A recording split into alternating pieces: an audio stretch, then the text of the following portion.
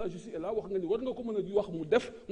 et puis il y a une plainte d'un juge constitutionnel auprès des tribunaux sur la question de la corruption.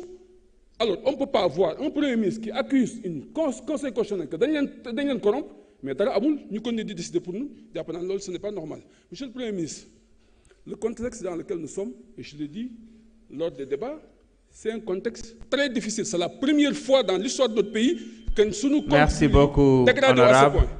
Et là, on aura le débat, moi, j'aime bien nous voir, honorable député Aïssata Tall, man nga ñëw jël sa kàddu. Honorable député Mohamed Aïb Salim Daffé, man nga waajal, dernier orateur.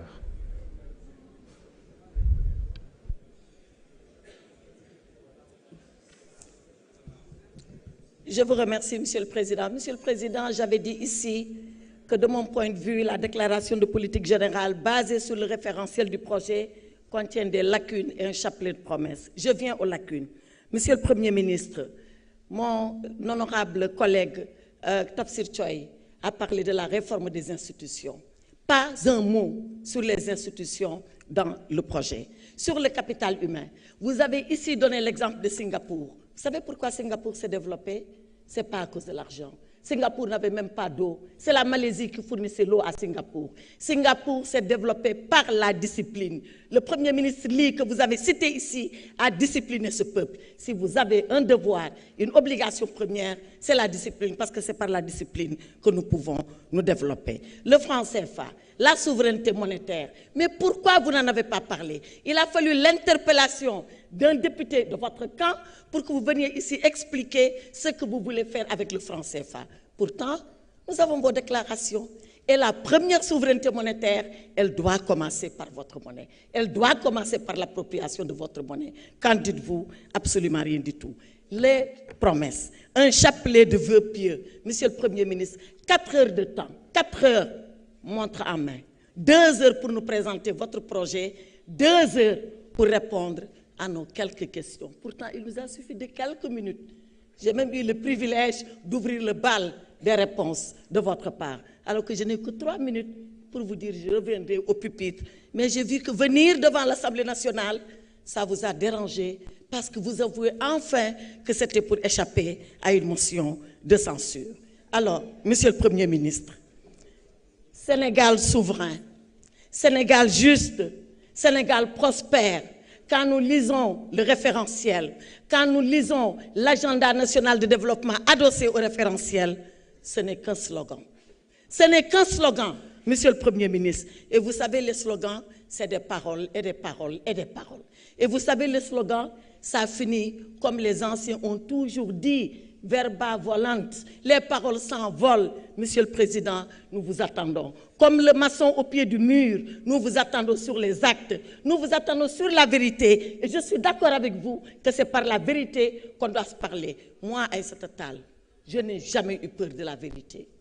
Et cette loi d'amnistie, si vous voulez l'abroger, abrogez-la. Abrogez-la. Je n'ai jamais dit que vous ne pouvez pas l'abroger. Mais quand vous l'aurez abrogé, s'il vous plaît, s'il vous plaît, il me reste encore 2 minutes, vous pouvez parler. Quand vous l'aurez abrogé, faites face aux conséquences. Faites face aux conséquences. Et c'est là où le peuple jugera. Et c'est là où le peuple arbitrera. Ne pensez pas, honorable Amadou Ba, que moi, j'ai peur de la loi d'amnistie.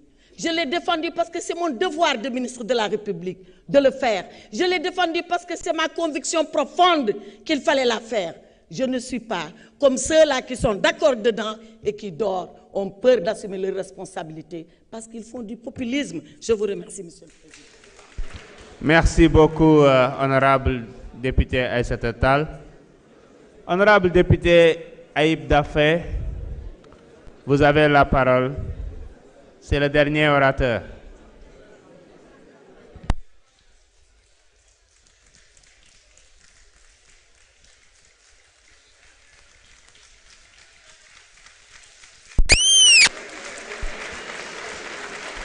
S'il vous plaît, merci beaucoup.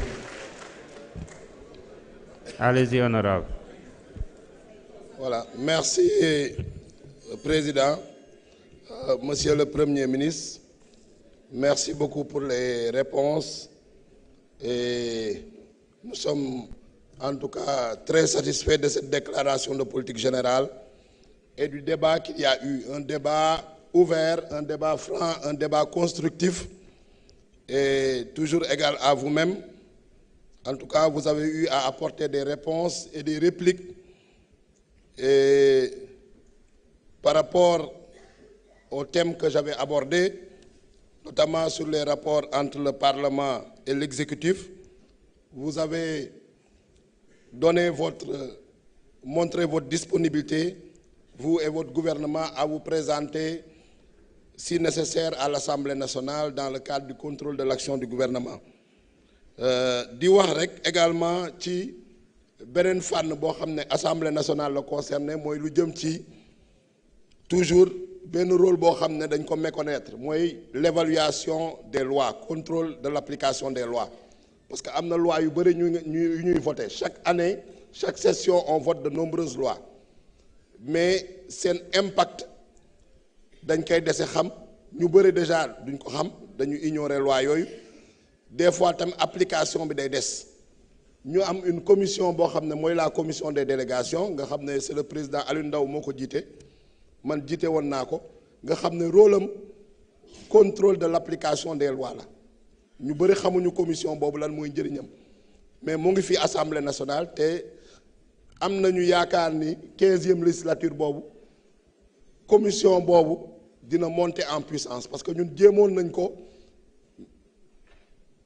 mettre en œuvre jéem ci liggéey mais malheureusement action yu ñu ci defoon yëpp plan d'action bu ñu defoon yëpp yónnee woon nañ ko président Assemblée nationale bind ko lettre à l'époque mais il n'a même pas daigné jox ñu benn réponse te loolu lu am solo la loi yi ñuy voté ñuy xool ndax ñoo ngi koy appliquer suñ koy appliquer est-ce que impact bu mu am ak effet yu mu am ak objectif yu ñu ci doon séentu vraiment ñoo ngi ko ciy am ak est-ce que yenn loi yi suñ ko voté ba pare décret d'application yi ñu ngi koy jël parce que des fois mun nga voté loi ñu prévoir ci ay décret d'application wala ay arrêté mooy réglementation mais mun nañu toog ay at balaa ñu koy jël nañu par exemple le cas souvent ñoom Awa Seck dañ koy wax honorable Awa Seck la loi d'orientation sociale ak yeneen loi donc loolu am na solo donc pour wax ci fànn boobu bëgg nañu gouvernement bi ak assemblée nationale gën cee liggéey parce que mënuñu def le contrôle de l'application des lois sans le gouvernement parce que gouvernement mooy exécuter te yu si ëpp tamit ci loi yi initiative bi ci gouvernement bi lay jóge ay projet de loi la donc war nañu tamit yokk loi yu nga xam ne ci député yi lay jóge mooy proposition de loi yi mais loolu pour mu am foog tamit député yi ñu renforcer seen moyens humains et matériels ñu yokk assistant parlementaire yi parce que